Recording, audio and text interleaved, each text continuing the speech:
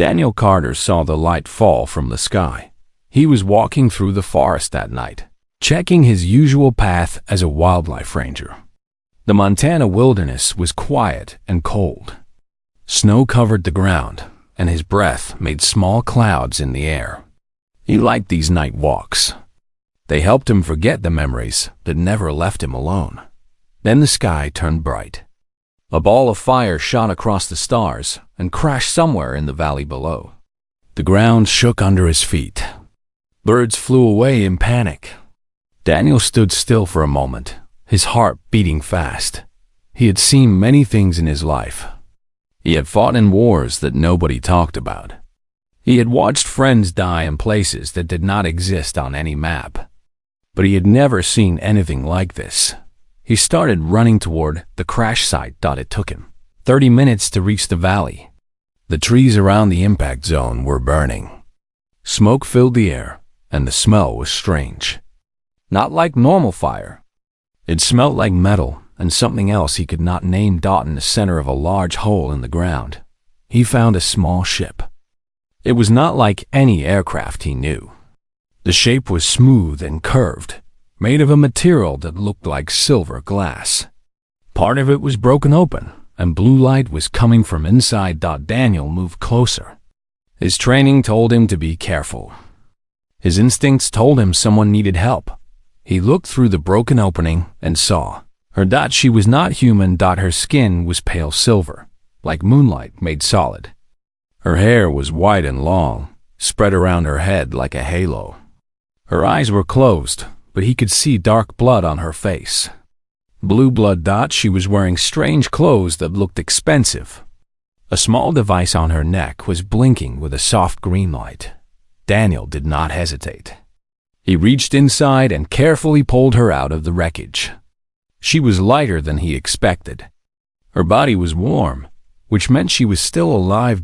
As he lifted her, her eyes opened. They were violet, bright and strange, and filled with fear. The device on her neck made a clicking sound. Then she spoke, and somehow he understood her words. "They are coming for me," she whispered. Her voice was weak but clear. "Trust no one from the stars." Then her eyes closed again, and she went limp in his arms. Daniel looked up at the sky. In the distance, he could see 3 more lights entering the atmosphere. They were not falling. They were flying, coming down slowly and with purpose. He made his decision in 1 second. He carried her away from the crash site and into the darkness of the forest. His cabin was 2 miles away. He moved as fast as he could while carrying her weight. The snow made it hard, but he had trained for worse. When he reached his cabin, he kicked the door open and laid her on his bed. He lit the fire and gathered his medical supplies.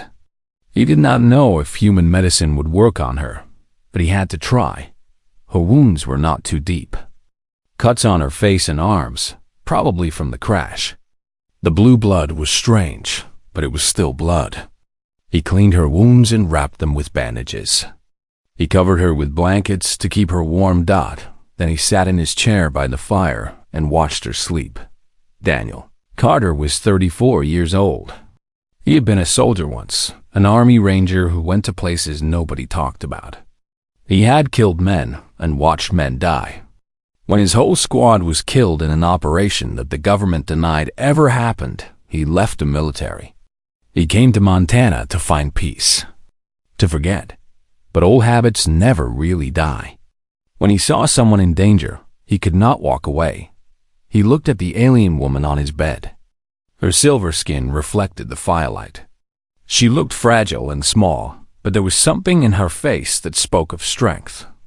Even unconscious, she did not look helpless. She looked like someone fighting to survive. Who was she? Why was she running? And who was chasing her? The device on her neck blinked slowly. He wondered if it was some kind of translator. That would explain how he understood her words. Outside, the wind was picking up. Snow was falling harder now. Daniel walked to the window and looked out at the dark forest. In the distance, through the trees, he could see lights moving. Searchlights scanning the ground. They were already looking for her. Daniel checked his rifle. It was an old hunting weapon, nothing special. He had a handgun too, and a few knives. Against regular enemies, he could defend himself. Against aliens with technology he could not imagine, he did not know if any of it would matter, but it did not change anything. He had made his choice when he picked her up from that wreckage. He would protect her until she could protect herself. The alien woman stirred in her sleep. She whispered something in her own language, words the translator did not catch. Her face showed pain and fear. Daniel sat back down in his chair. He kept his rifle close. The night was long and cold. The searchlights moved through the forest, getting closer and then moving away again. Whoever was looking for her, they did not know exactly where she was. The crash site was miles from his cabin. The snow would cover his tracks by morning. For now, they were safe. When the first light of dawn came through the window, the alien woman opened her eyes again. She looked around the cabin with confusion and then fear. When she saw Daniel sitting in his chair, she tensed like she was ready to fight or run. "Easy," Daniel said. He kept his hands visible and his voice calm.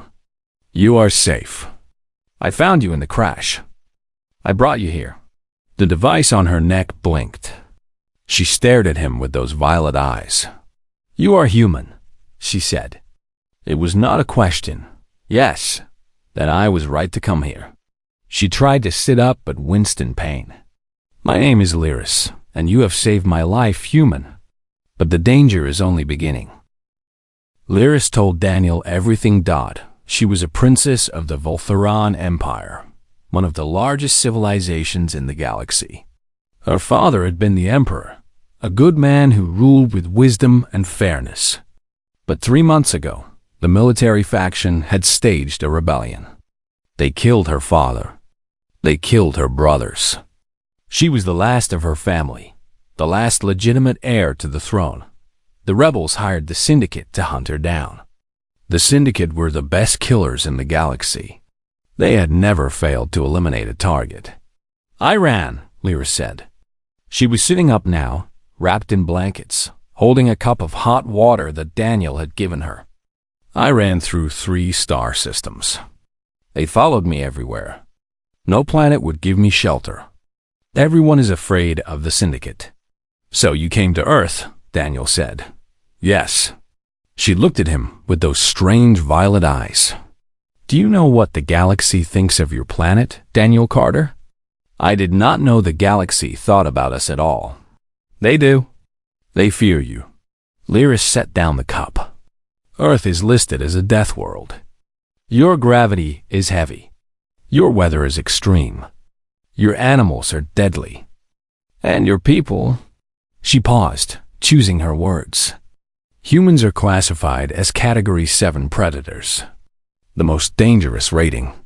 Galactic records say you are violent, unpredictable, and impossible to control." Daniel was not sure if he should be offended or proud. "The Syndicate has never operated on Earth," Lyris continued. "No one has. Your planet is under quarantine. The major empires agreed long ago to leave humanity alone, to let you develop in isolation. Some say it was for your protection, but most believe it was for theirs. And you thought the Syndicate would not follow you here. I hoped they would hesitate." Lyris shook her head. "I was wrong. They came anyway. But they do not know this world. You do." Daniel stood up and walked to the window. The morning sun was bright on the snow. Everything looked peaceful. But he knew it was not. "How many are hunting you?" he asked. "The ship I saw before I crashed carried at least 20 soldiers. Commander Vex Moran leads them. He is Korath, a reptilian species known for their hunting skills. He has killed dozens of high-value targets. He will not stop until I am dead." 20 alien soldiers with advanced weapons against 1 human with a hunting rifle. Daniel had faced bad odds before, but nothing like this. "What do you need?" he asked. "Time," I need to contact the Loyalist forces who are still fighting the rebels. If I can reach them, they will send ships to extract me. But my communicator was destroyed in the crash. I need parts to build a new one. Where do we find these parts? Your human technology is primitive, but it might work. I need electronic components, power sources, and a signal amplifier of some kind. Daniel thought about it. The nearest town was Pine Ridge, about 15 miles away. They had a general store and a radio station. It might have what she needed. Okay, he said. But first, we need to survive today. Those hunters are out there. They have been searching all night. Sooner or later, they will find this cabin. He opened a closet and pulled out a backpack. He started filling it with supplies. Food, water, medical kit, ammunition. He handed Lyris a heavy coat and boots that were too big for her but would keep her warm. Can you walk? He asked.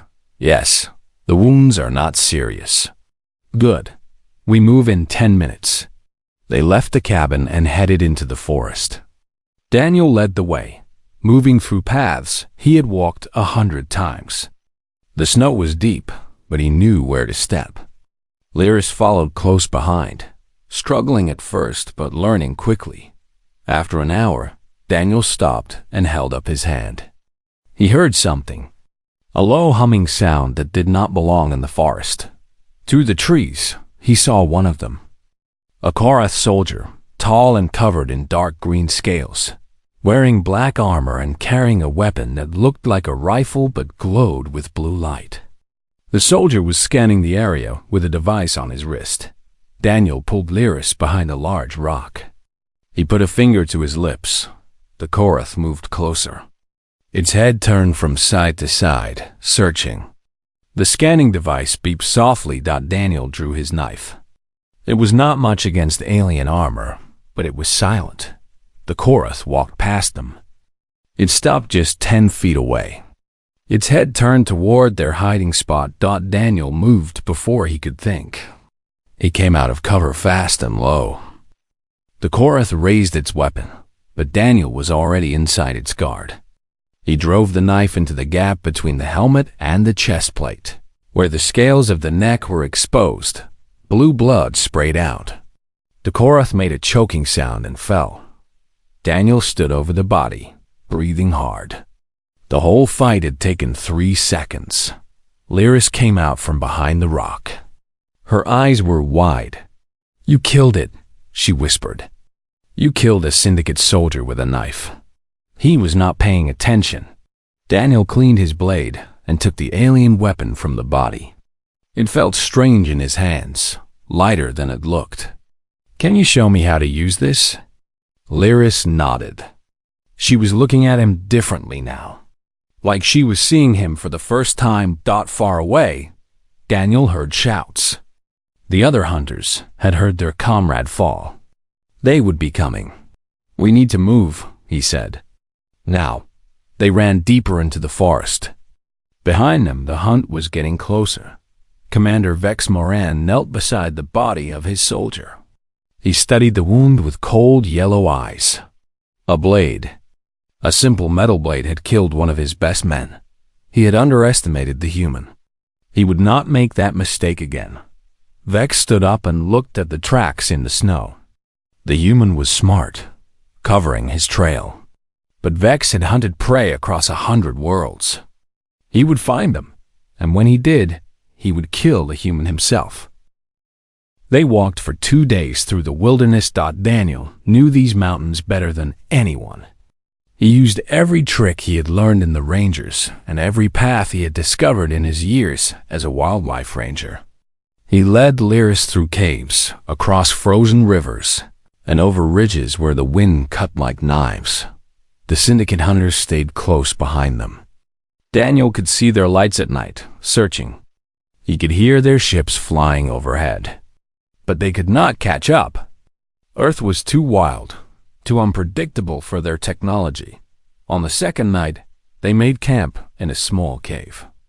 Daniel built a fire small enough to stay hidden but warm enough to keep them alive.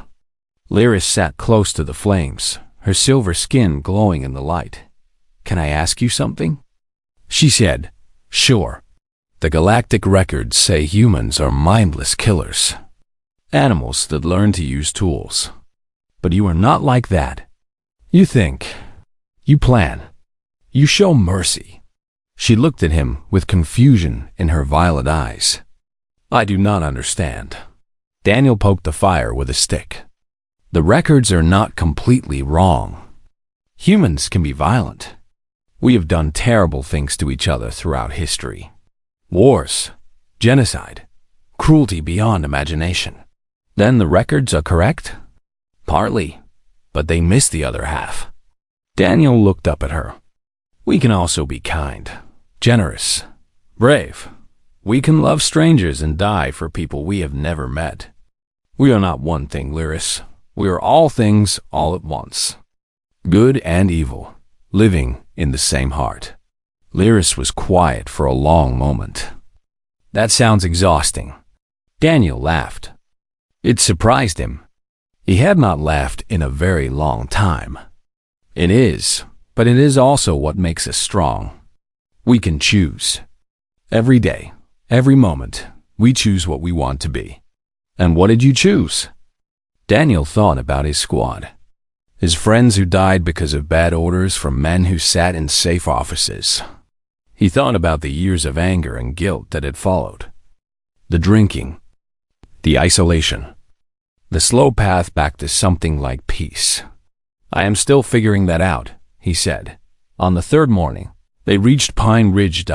It was a small town, just a few hundred people.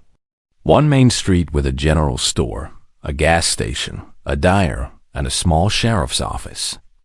The kind of place where everyone knew everyone. Daniel left Lyris hidden in the tree line and walked into town alone. He went to the general store first. Linda Morrison was behind the counter, same as always. She was 63 years old, with gray hair and sharp eyes that missed nothing. She had lived in Pine Ridge her whole life.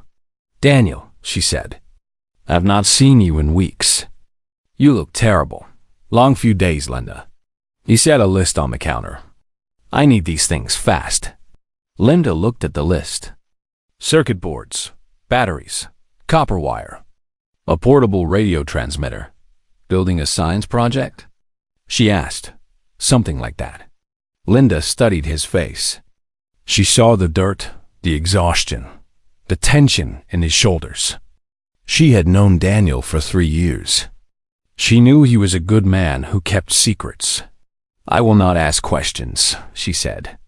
"But if you need help, you know where to find me." "Thank you, Linda." She gathered the supplies and put them in a bag. Daniel paid and left quickly. He was halfway back to the tree line when he saw the deputy's car pull up. Kevin Torres got out and walked toward him. "Daniel, hold up a minute." Daniel stopped. Kevin was a friend, one of the few he had in Pine Ridge. They had gone fishing together many times. But right now, friendship was dangerous. "Something strange happened last night," Kevin said. "People reported lights in the sky, weird sounds in the forest. Military types came through asking questions about any unusual activity."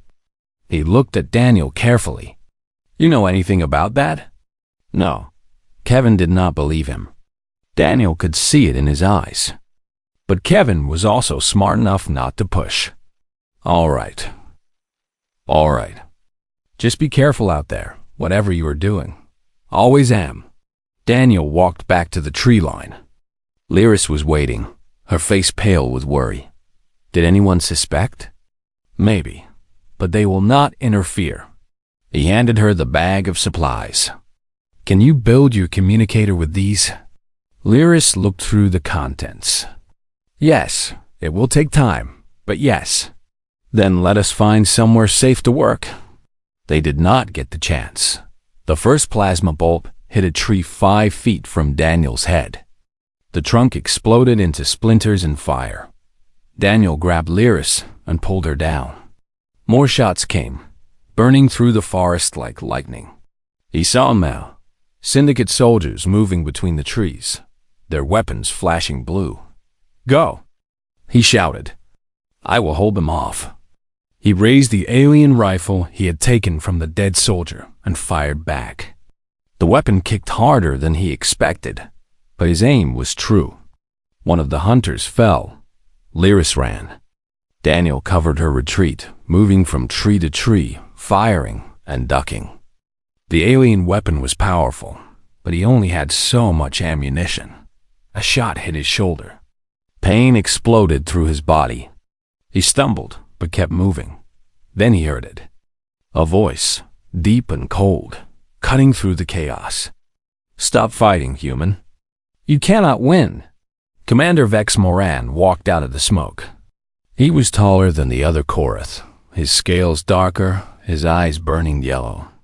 He carried a massive blade in one hand. "You have impressed me," Vex said.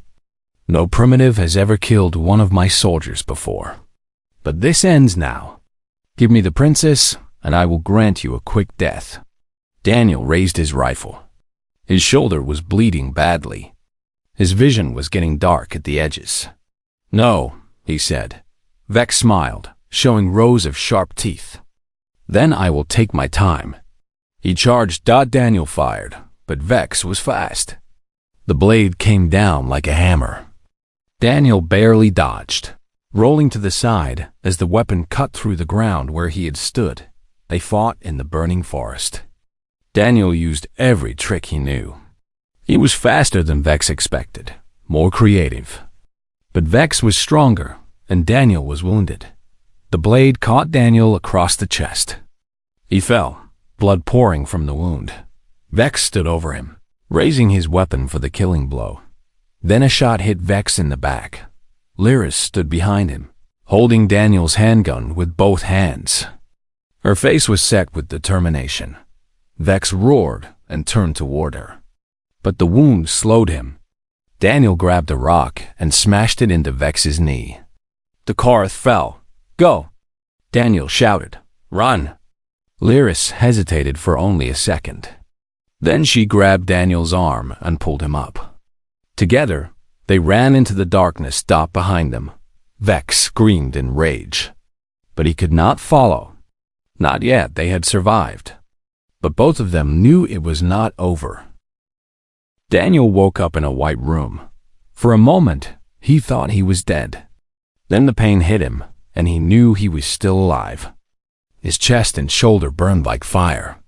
He tried to sit up but could not. "Easy," a woman's voice. "You lost a lot of blood. Do not move too fast." Daniel turned his head. A woman in a military uniform sat beside his bed. She had short gray hair and a face that looked like it had seen too many hard decisions. "Who are you?" Daniel asked. "Admiral Patricia Hayes, Department of Defense." She leaned forward. "You are in a military medical facility about 50 miles from where we found you. You have been unconscious for 18 hours.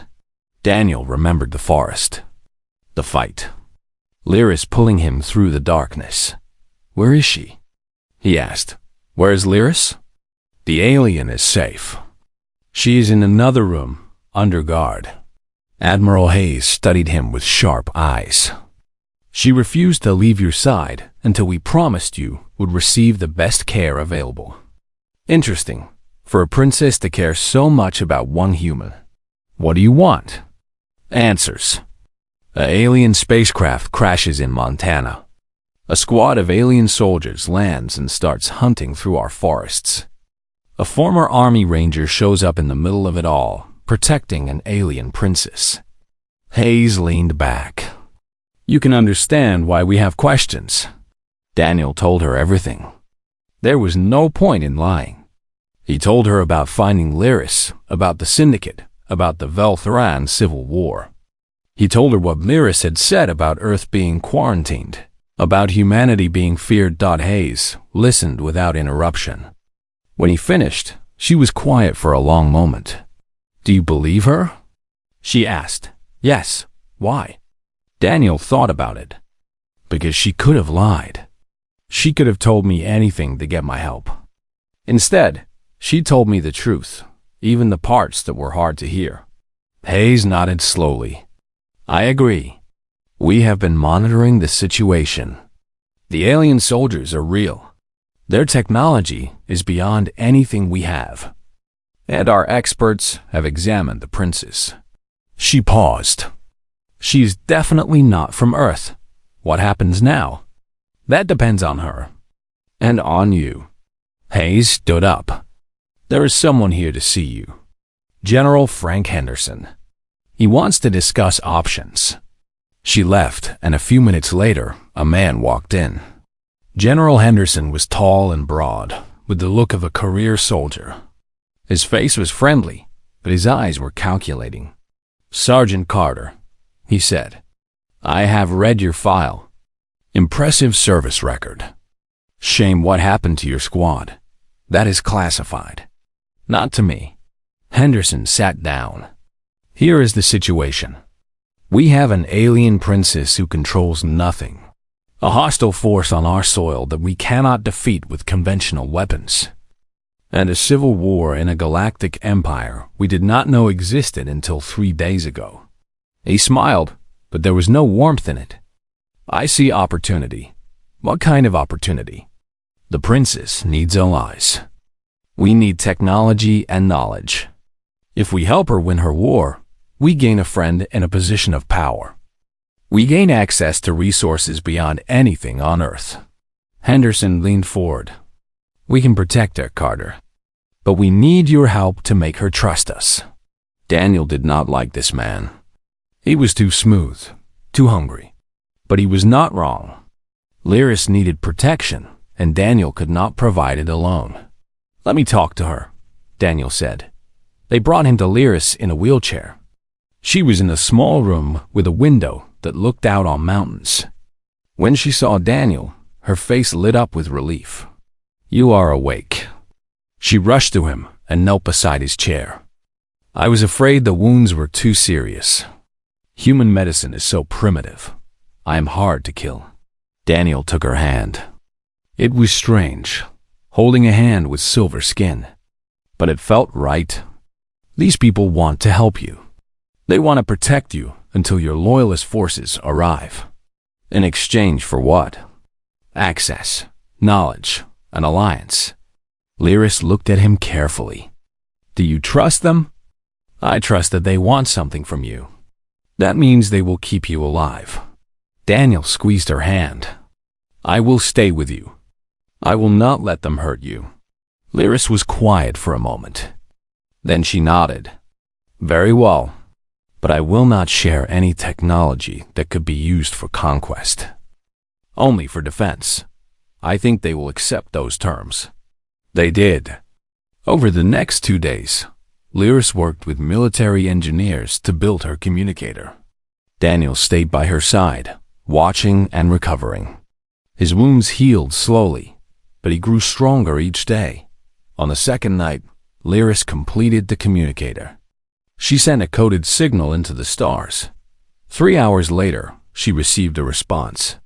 Commander Sarah Valenoth, Lyris whispered, tears in her violet eyes. She is alive. The Loyalist fleet is 3 days away. They are coming for me. Daniel felt something release in his chest. Hope. He had almost forgotten what it felt like. But the celebration was short. The next morning, alarms filled the facility. Soldiers ran through the halls. General Henderson burst into their room with a grim face. The syndicate found us, he said. A full assault force. 50 soldiers and air support. They are hitting us from all sides. Daniel stood up. His wounds protested, but he ignored them. Give me a weapon. You are injured. Give me a weapon. Henderson handed him a rifle. Not an alien one this time, but good human steel. Daniel checked it and moved toward the door. Daniel. Lyris grabbed his arm. Where are you going? To buy you 3 days. The battle was chaos. The syndicate soldiers came with overwhelming force. Their plasma weapons tore through walls and vehicles. Human soldiers fought back with everything they had, but they were OU to May TCH. Daniel fought alongside them, He showed them how to use cover against the alien weapons. He led counterattacks that pushed the enemy back. When one squad broke under fire, he stood in the gap and held the line. Hours passed. The defenders fell one by one, but they held. Against all odds, they held.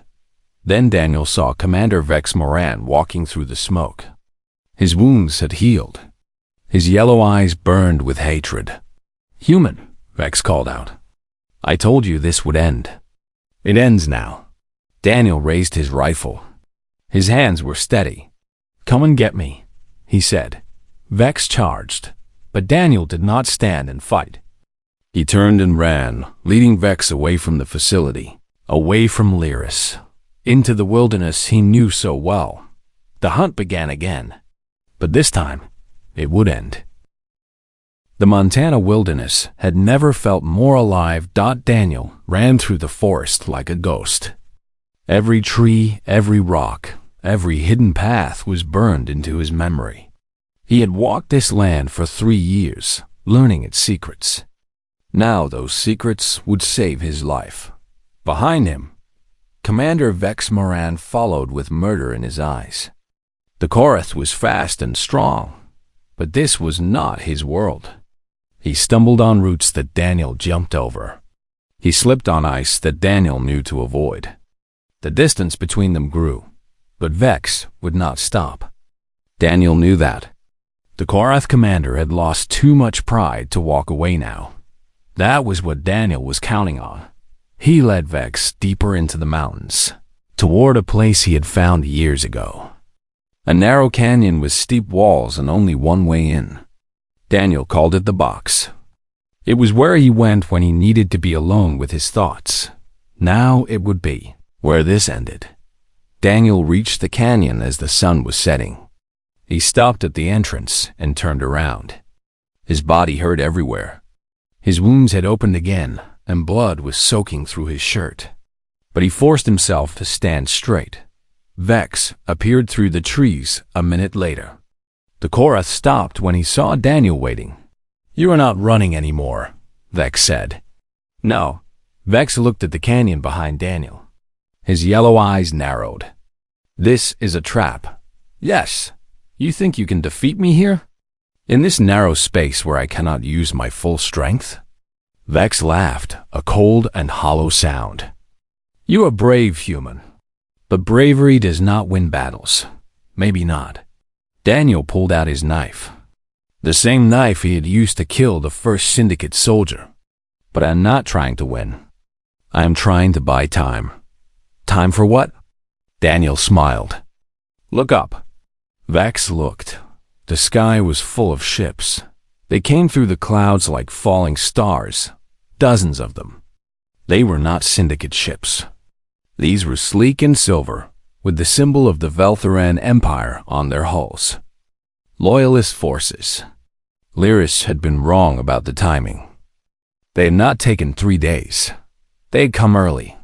Vex's face twisted with shock and then rage. He turned back to Daniel and raised his blade. "It does not matter," Vex snarled. "I will still kill you." He charged. Daniel met him. The fight was brutal and fast. Daniel was slower than before, weaker from blood loss. But he knew every inch of this canyon. He used the walls to block Vex's swings. He used the narrow space to stay close. Where the Korath's size was a disadvantage, Vex's blade cut through Daniel's arm. Daniel's knife found the gap in Vex's armor. They broke apart, both bleeding. "You cannot win," Vex said. His breath was heavy.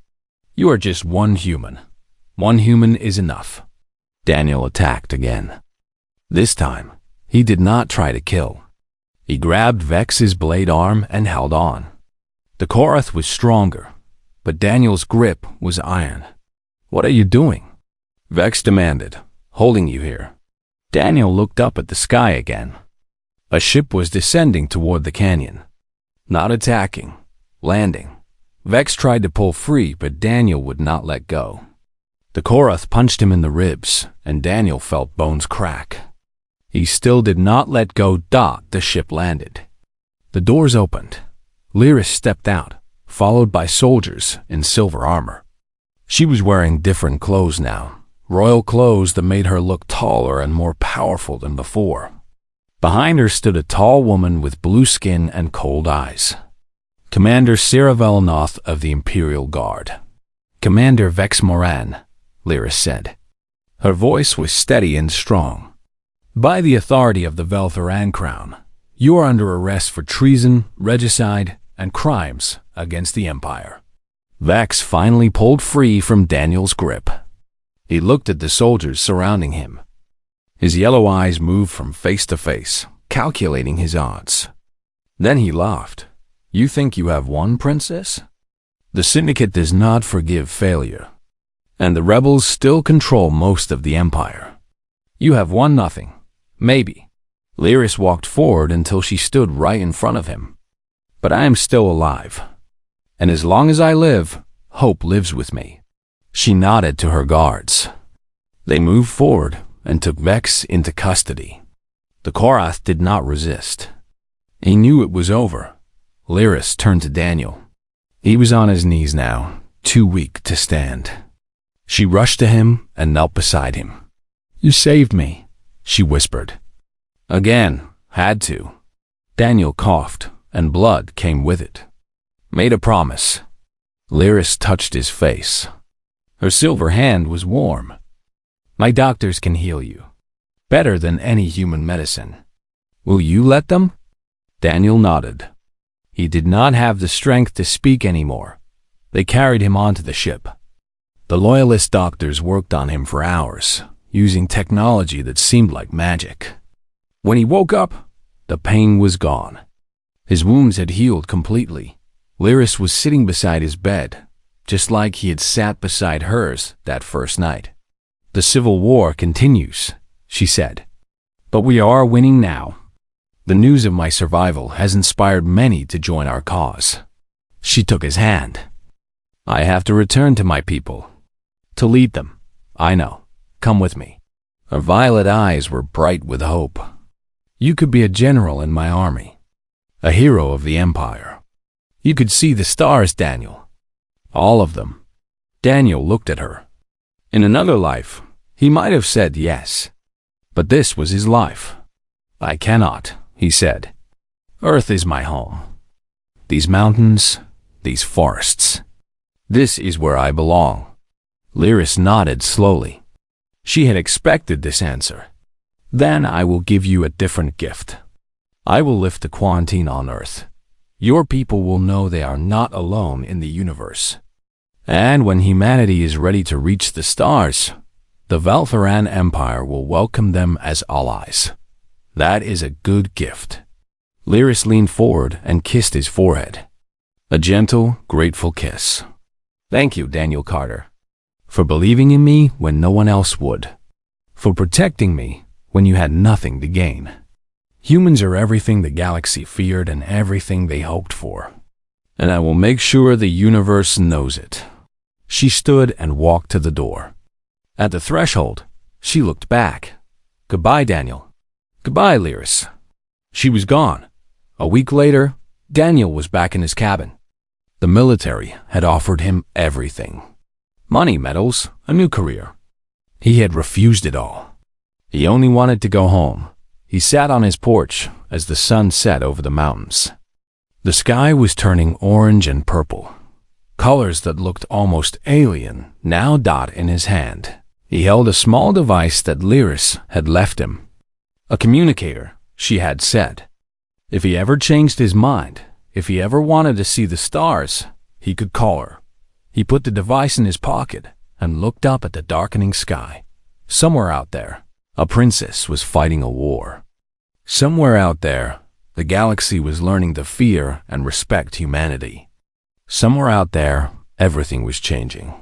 But here, in the Montana wilderness, things were quiet. The wind moved through the trees. An owl called in the distance. The stars came out, one by one. Daniel smiled. For the first time in years, he felt at peace. The universe was waiting. And someday, humanity would answer. But tonight, Daniel Carter was home.